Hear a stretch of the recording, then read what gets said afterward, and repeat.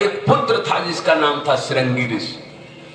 वो बच्चों में खेल रहा था अपने साथियों में। उन्होंने कहा कि तुम्हारे पिता को महाराज परीक्षित ने गले में मरा हुआ सर्प डाल दिया, इससे बड़ा और क्या अपराध होगा। एकदम से वो क्रोध में आ गया। किसी की एक तरफा बात सुनकर के निर्णय नहीं लेना चाहिए, गलत हो जाता निर्णय। कभी भी निर्णय लेना चाहिए, कोई भी निर्णय लो तो बहुत सोच समझ के निर्णय लेना चाहिए। सबसे ज्यादा वक्त किसमें लगाना चाहिए? किसी चीज के निर्णय लेने में। और निर्णय जो तुरंत ले लेता है एक तरफ की बात सुन के, वो कभी न कभी धोखा खा जाता है। क्यों? कि दोनों पक्ष की बात नहीं सुनोगे तो तुम सच्चाई तक पहुंचोगे नहीं। यही हमारे घर परिवार के भी निर्णय में गलत हो जाता है, हमारे व्यापार के में भी गलतियां हो जाती। कभी भी दोनों पक्षों की बात सुनना चाहिए, निर्णय तब लेना चाहिए महाराज। आज महाराज परीक्षित ने, श्रृंगी ऋषि ने निर्णय ले लिया और महाराज परीक्षित को श्राप दे दिया कि जिस तक्षक को तूने मेरे पिता के गले में डाला है मरे हुए को, मैं तुझे श्राप देता हूं कि यही तक्षक अब जिंदा होकर के तुझे 7वें दिन डस देगा। जैसे ही श्राप दिया, श्राप देने के बाद महाराज जी के नेत्र खुले, आश्रम में आ गई सब बच्चे, आकर के बता दिया पिताजी की गले से सर्प को तो फेंक दिया और कहा पिताजी आंखें खोलो, जिस दुष्ट ने तुम्हारा अपमान किया था, ये सर्प तुम्हारे गले में डाला था, मैंने उसको श्राप दे दिया, वो जिंदा नहीं बचेगा। समीक ऋषि ने नेत्र खोले, ध्यान से देखा, कहा बेटा तुमने अच्छा नहीं किया। परीक्षित जो राजा है वो बहुत ही धर्मात्मा राजा है, धर्मव्रत राजा है, तुमने बहुत अपराध कर लिया।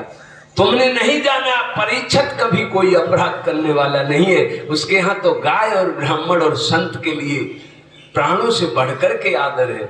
उसके पर्दे में छिपा हुआ कलयुग था, उसने ये अपराध करा दिया और तुमने भी अपराध बिना सोचे समझे ऐसे राजा को तुमने श्राप दे दिया। जिस राजा से धर्म सुरक्षित था, ये धरती सुरक्षित थी, ये ऋषि मुनि साधु संत ऐसे महापुरुष राजाओं के कारण ही भजन कर रहे, नहीं तो भजन नहीं कर पाएंगे। धर्म नहीं रहेगा, दुष्टों को दंड नहीं देगा राजा, तो ये दुष्ट भजन नहीं करने देंगे। इसलिए राजा बहुत धर्मात्मा था, ये बहुत अन्याय हो गया।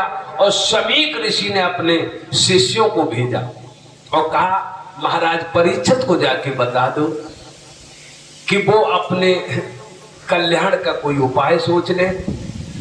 7वें दिन ये श्राप तो पापा खाली नहीं जाएगा, लेकिन कोई ऐसा उपाय सोच ले जिससे तुम्हारा कल्याण हो जाए। इधर महाराज परीक्षित ने जब वो मुकुट उतारा है तो वो कलयुग जो था मुकुट में चला गया और महाराज परीक्षित को ज्ञान हुआ कि ओहो मैंने ब्राह्मण महात्मा का बहुत बड़ा अपराध कर दिया। और पाप का सबसे बड़ा प्रायश्चित है, पाप का काट है पश्चाताप। राजा पश्चाताप करने लगा। तब तक महात्मा के शिष्य आ गए समीक ऋषि के और उन्होंने आकर के कहा कि राजा से हमें मिलना है।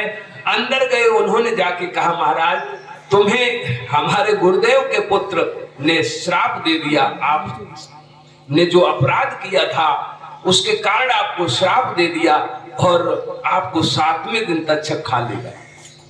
महाराज परीक्षित एक क्रोधित नहीं हुए, उन्होंने कहा जो पाप करे और उसका दंड मिल जाए तो उससे मेरा निवारण हो जाता है, इसमें दुख की बात नहीं। ये महात्मा का बहुत बड़ा कृपा है। देखिए संत हमेशा कृपा ही करते हैं। आज महाराज परीक्षित इस तरह से दुआ देने लगा और कहने लगा बहुत अच्छा किया, इससे मेरा पाप खत्म हो जाएगा, न कितने जन्मों तक ये पाप भोगना पड़ता जो मैंने अपराध कर दिया था। और महाराज परीक्षित से कह दिया कि तुम अपने कल्याण का उपाय करो। तो महाराज परीक्षित ने समझ लिया कि घर में रह के मेरा कल्याण होने वाला नहीं है। एक भजन हो जाए फिर मैं कथा सुनाता हूं आगे।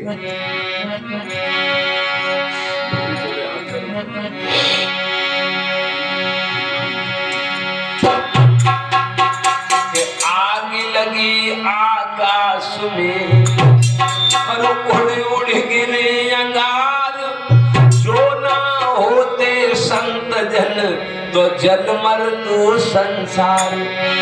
ये महात्मा न होते तो इस संसार में आग लगी हुई है, ये जल जाता। इसलिए एक भजन है कि संत